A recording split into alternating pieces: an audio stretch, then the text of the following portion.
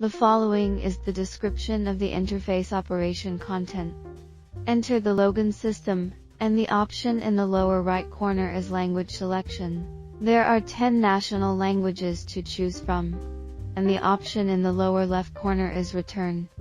Enter the password to enter the tool menu. Click the skin detection option. Enter the skin detection system. There are 4 options including membership management, start detection, product management and system setting.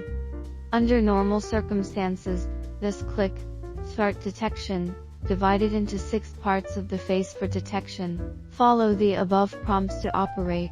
The option in the lower right corner is to capture the picture.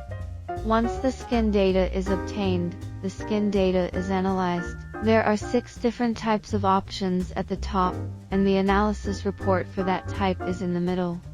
Top left returns to the Tools menu. Click the ultrasonic option to automatically start the ultrasonic tool.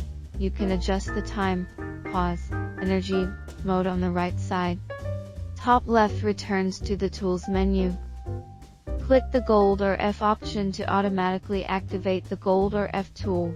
You can adjust the time, pause, energy, mode. Top left returns to the Tools menu. Click the Ice Head option to automatically activate the Ice Head tool.